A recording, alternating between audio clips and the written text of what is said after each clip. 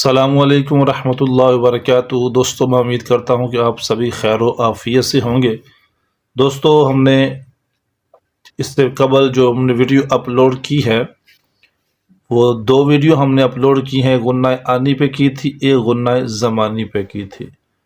تو ہم نے دوستوں سے پوچھا تھا کہ آپ ہمیں کمنٹ سیکشن میں بتائیں کہ اب ہم نیکسٹ کون سی ویڈیو اپلوڈ کریں۔ تو دوستوں نے کہا جی غنہ اور اخفاء میں کچھ ڈفرنس ہونا چاہیے، اس کے بارے میں ذرا کوئی آپ ویڈیو اپلوڈ کر دیں تو مہربانی ہوگی۔ تو آج ہم آپ کے لیے جو نئی ویڈیو لے کے آئے ہیں، یہ غنہ اور اخفاء میں کیا ڈفرنٹ ہے، ان دونوں میں ڈفرنس کیا ہے غنہ اور اخفاء میں، یہ انشاءاللہ ہم نے ویڈیو اپلوڈ کریں گے، اور دوست احباب جو بھی اس کو سامعین دیکھیں گے اور سنیں گے انشاءاللہ ان کو تجوید و قرات میں بہت سا استفادہ ہوگا، اور انہیں پتہ چلے گا بھی غنہ اور اخفاء میں کیا ڈفرنس ہے۔ کیونکہ اکثر لوگ قرآن کریم میں جو غلطیاں کرتے ہیں یا تو اخفاء کے اندر کرتے ہیں یا غنہ میں، اور غنہ اور اخفاء ایسے مین پوائنٹ ہیں جس میں بہت سے لوگ غلطیاں کرتے ہیں، اخفاء میں اظہار کر دیتے ہیں اور غنہ کی بجائے اخفاء کر دیتے ہیں۔ تو آج ہم ایک کمپیریزن کرنے والے ہیں غنہ اور اخفاء میں کہ غنہ کا لغوی معنی کیا ہے۔ غنہ کا لغوی معنی ہے بن بناہٹ، بن بناہٹ یعنی کہ ہمنگ ساؤنڈ۔ ہمنگ ساؤنڈ، ٹھیک ہے۔ تو اس کی آواز کہاں سے نکلتی ہے ہمنگ ساؤنڈ کی؟ اس کی آواز ناک کے بانسے سے ادا ہوتی ہے۔ ناک کے بانسے سے ادا ہوتی ہے، ٹھیک ہے۔ تو غنہ کا اصطلاحی معنی کیا ہے؟ غنہ اس آواز کو کہتے ہیں جو ناک کے بانسے سے نکلتی ہے۔ ٹھیک ہے، غنہ کا اصطلاحی معنی کیا ہے؟ غنہ اس آواز کو کہتے ہیں جو ناک کے بانسے سے نکلتی ہے۔ ٹھیک ہے۔ اخفاء کا کیا معنی ہے؟ اخفاء کا معنی ہے چھپانا۔ چھپانا۔ اخفاء کا معنی ہے چھپانا۔ چھپانا، ٹھیک ہے۔ ہم نے کس کو چھپانا ہے؟ نون ساکن یا نون تنوین کی آواز کو ہم نے چھپانا ہے۔ ٹھیک ہے۔ غنہ قرآن مجید میں کن حروف پہ ہوتا ہے؟ نون مشدد اور میم مشدد پہ۔ کس میں؟ نون مشدد اور میم مشدد پہ۔ ہاں، غنہ جو ہم قرآن پاک میں کرتے ہیں وہ نون مشدد میں کرتے ہیں یا پھر میم مشدد؟ میم مشدد میں کرتے ہیں، ٹھیک ہے، بہت اچھے۔ جی آپ یہ بتائیں کہ نون مشدد اور میم مشدد کسے کہتے ہیں؟ جس نون یا میم کے اوپر تشدید ہو اسے نون مشدد اور میم مشدد کہتے ہیں۔ اس کو ذرا اور بھی آسان کر دو، نون مشدد اور میم مشدد کو جس نون کے اوپر جس نون کے اوپر شد ہو اس کو نون مشدد کہتے ہیں، اور جس میم کے اوپر شد ہو اسے میم مشدد کہتے ہیں۔ ٹھیک ہے، ویری گڈ۔ تو اب یہ جو ہم نے غنہ کرنا ہے، یہ سب سے پہلے ہم نون کو لیتے ہیں، اس کی اگزامپل پیش کرو کوئی۔ ان الذین، اس کی آواز کہاں سے ادا ہو رہی ہے؟ ناک کے بانسے سے۔ اس کی آواز کہاں سے ادا ہو رہی ہے؟ ناک کے بانسے سے۔ ٹھیک ہے۔ تو یہ جو نون مشدد ہے یہ کہاں سے ادا ہو رہا ہے؟ جب زبان کی نوک اوپر والے تالو کے ساتھ چپک جاتی ہے تو نون مشدد ادا ہوتا ہے۔ جب زبان کی نوک اوپر والے تالو کے ساتھ چپک جاتی ہے تو نون مشدد ادا ہوتا ہے۔ ہاں، اس میں یہ مین پوائنٹ ہے کہ جب زبان کی نوک اوپر والے تالو کے ساتھ چپک جائے تو وہاں سے نون مشدد ادا ہوتا ہے۔ ٹھیک ہے۔ اگر ہم زبان کو نیچے رکھ لیں، تالو کے ساتھ نہ چپکائیں، مسوڑوں کے ساتھ نہ لگائیں، اوپر والے مسوڑوں کے ساتھ زبان کو ہم نیچے رکھ کے نون مشدد ادا کریں، ایسا ممکن ہے؟ نہیں۔ اس کے کوئی اگزامپل پیش کر دو، آپ ٹرائی کرو ذرا، زبان کو باہر نکال کے ادا کرو، شاید ادا ہو جائے نون مشدد۔ ان الذین، زبان کو باہر نکال کے، ان الذین، یعنی کہ وہ ساؤنڈ نہیں بن رہا، وہ سینس نہیں بن رہا جو بننا چاہیے تھا، یعنی کہ جو آواز نکلنی چاہیے تھی، بلکہ ایسے تو نون بھی صحیح ادا نہیں ہوگا، نون کا مخرج بھی ادا نہیں ہوگا، کیونکہ نون کا مخرج بھی یہی ہے، زبان کا کنارہ ثنایا رباعی انیاب، کہ مسوڑوں سے زبان جب کسی قدر مائل ہو کر اوپر کے تالو سے ٹکر کھائے تو نون ادا ہوتا ہے۔ غنہ میں جو مین پوائنٹ وہ یہ ہے کہ ہم جب زبان کو اوپر والے تالو سے چپکا دیں گے، اس کی نوک کو اوپر والے تالو سے چپکا دیں گے تو پھر کیا ادا ہوگا؟ نون مشدد۔ ہاں، اس کو دوبارہ پھر پڑھ کے دکھا دیں۔ ان الذین، اس کو کوئی اور ایگزامپل دے دیں۔ ان اللہ، کیا ہے؟ ان اللہ۔ ہاں، زبان اس میں مین پوائنٹ کیا ہے، میسج کیا ہے لوگوں تک جو ہم نے غنے میں ڈفرنس کیا وہ کیا ہے؟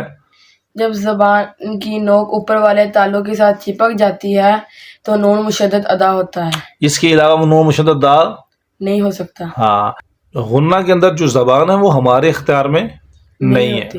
ٹھیک ہے، اگر ہم چاہیں بھی زبان کو نیچے رکھنا تو پھر بھی نیچے نہیں رکھ پاتے۔ جی آپ اس کا غنہ ذرا دوبارہ پھر سے کریں، ذرا 2-3 الف تک لے جائیں تاکہ لوگوں کو پتہ چلے کہ غنہ جب کرتے ہیں تو زبان کہاں لگتی ہے۔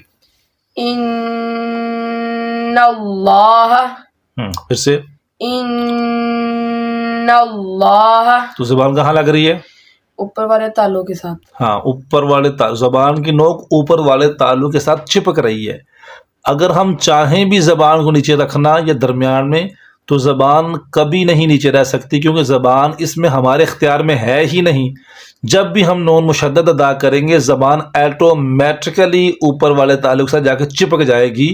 تو اس میں مین پوائنٹ یہ ہوا غنہ میں، اس کی آواز تو ناک کے بانسے سے ادا ہوتی ہے، ہاں ناک کے بانسے سے ادا ہوتی ہے، تو اس کی جو آواز ناک کے بانسے سے ہم نے ادا کر لی، تو اس کو جو ہم نے ادا کیسے کرنا ہے، اپنی زبان کو کہاں لگانا ہے؟ اوپر والے تالوں کے ساتھ چپکانا ہے، ہاں جب اوپر والے تالوں کے ساتھ زبان چپک جائے گی تو پھر وہاں سے کیا ادا ہوگا؟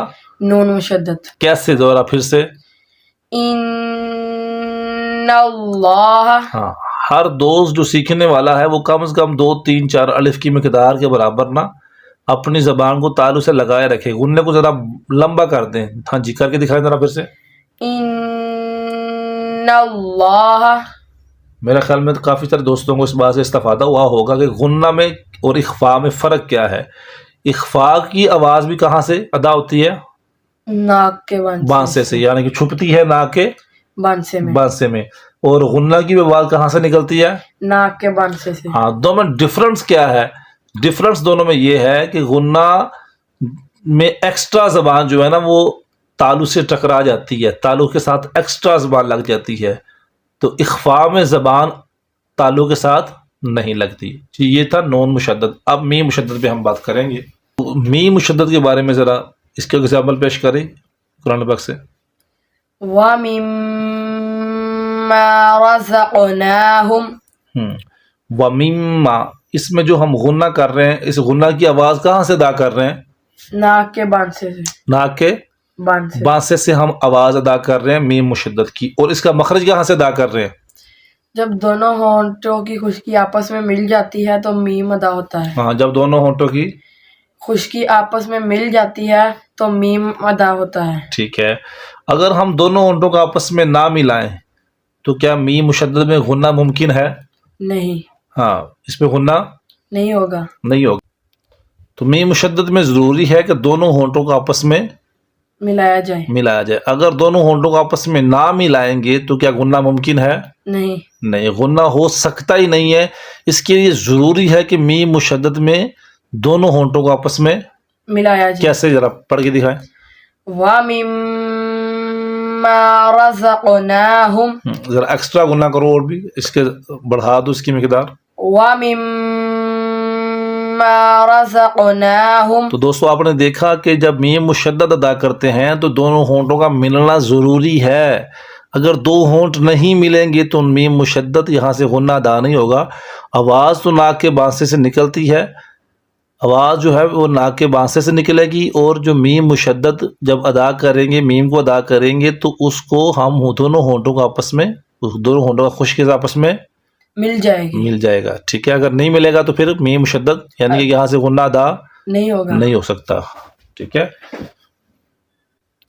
تو دوستوں غنّے کے بارے میں سمجھ آگی ہو گئی کہ غنّہ کیسے ادا کرتے ہیں۔ نون مشدد میں جو ایکسٹرا زبان ہے نا، مین پوائنٹ یہ ہے اخفاء اور غنّہ نون مشدد میں ڈفرنس یہ ہے دونوں میں کہ زبان جو ایکسٹرا زبان ہے نا غنّہ میں وہ اوپر والے تاروں سے جا کے ٹچ ہوتی ہے، چپک جاتی ہے، اس سے لگ جاتی ہے، تو اخفاء میں ایسا نہیں ہوتا۔